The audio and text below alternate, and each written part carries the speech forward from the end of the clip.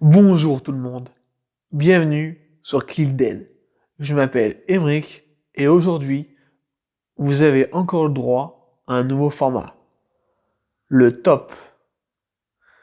Aujourd'hui sera le top 10 des films d'horreur français que je vous conseille, garanti sans spoil.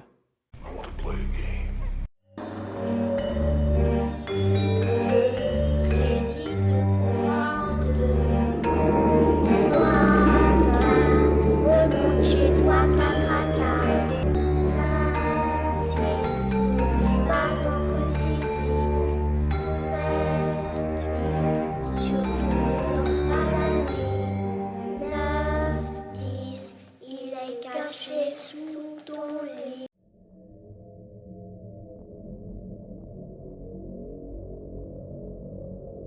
Au nord de Paris, décidé à venger la mort d'un des leurs, un groupe de policiers prend d'assaut une tour HLM dans laquelle s'est barricadée une bande de gangsters et se retrouve confronté à une horde de zombies. Flics et malfrats n'auront d'autre solution que d'unir leurs forces pour venir à bout d'un être terrifiant.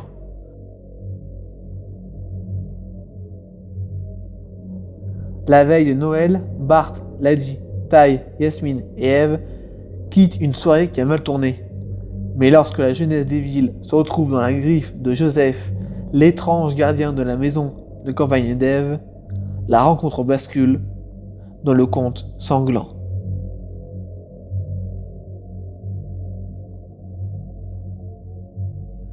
Une bande de jeunes venant récupérer une grosse somme d'argent après un cambriolage qui a mal tourné décide de partir se réfugier à Amsterdam. Pour ce faire, ils font étape près de la frontière luxembourgeoise dans une pension perdue en pleine forêt.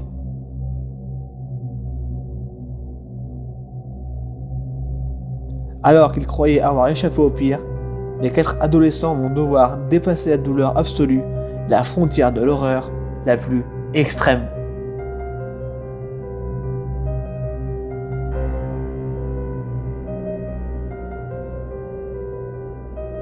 Lucas et Clémentine, un couple trentenaire expatrié en Roumanie, habitent depuis peu une maison isolée en banlieue de Bucarest. Elle, professeure de français, et lui, romancier, vivent un bonheur paisible. Pourtant, un soir, dans leur maison, tout va basculer. La pluie battante fait rage à l'extérieur, le téléphone retentit, des voix lointaines au bout du fil, incompréhensibles. Le couple n'est pas seul. Le cauchemar commence et ils sont là.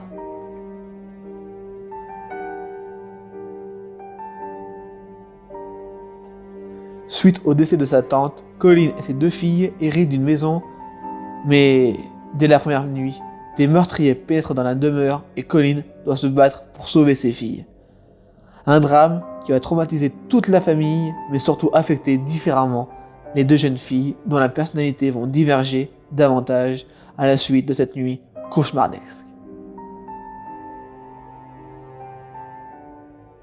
Tandis que Bess devient une autrice renommée, Vera s'enlise dans une paranoïa destructrice. De plus en plus souvent, la petite Sharon rêve d'une ville abandonnée, Silent Hill. Sa mère, Rose, décide à comprendre l'étrange mal dont souffre son enfant. Elle décide donc de l'accompagner sur place. Alors qu'elle pénètre dans cet univers lugubre, Sharon disparaît. Rose se lance à sa poursuite, mais se rend vite compte que ce lieu étrange ne ressemble à rien de normal. Noyée dans le brouillard, peuplée d'étranges créatures hantées par les ténèbres vivantes qui dévorent littéralement tout ce qu'elle touche, cette dimension va peu à peu livrer ses terrifiants secrets.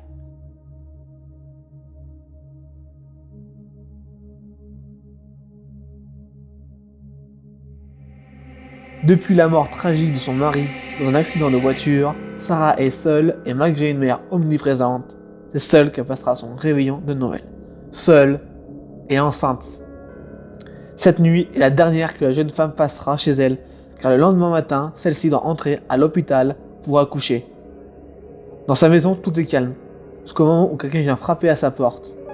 Derrière, une femme prête à tout pour arracher l'enfant qu'elle porte en elle.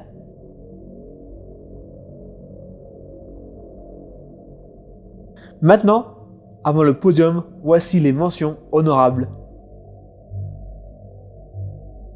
Les yeux sans visage, c'est l'histoire d'un chirurgien qui tente de redonner un visage à sa fille Christiane, défigurée par accident. Goal of the Dead, l'histoire d'un match de football interrompu par un envahissement de terrain orchestré par des zombies. Rubber, l'histoire d'un pneu tueur en série. France, début des années 70. Lucie, une petite fille de 10 ans disparue quelques mois plus tôt, est retrouvée errant sur la route. Son corps, maltraité, ne porte aucune trace d'agression sexuelle. Les raisons de son enlèvement restent mystérieuses. Traumatisée, mutique, elle est placée dans un hôpital où elle se lie d'amitié avec Anna, une fille de son âge. 15 ans plus tard, on sonne à la porte d'une famille ordinaire. Le père ouvre et se retrouve face à face à Lucie, armée d'un fusil de chasse. Persuadée d'avoir retrouvé ses bourreaux, elle tire. Dans la famille de Justine, tout le monde est vétérinaire et végétarien. À 16 ans, elle est une adolescente surdouée sur le point d'intégrer l'école de vétérinaire où sa sœur aînée est également élève. Mais à peine installée, le bizutage commence pour les premières années. On force Justine à manger de la viande crue. C'est la première fois de sa vie. Les conséquences ne se font pas attendre. Justine découvre sa vraie nature.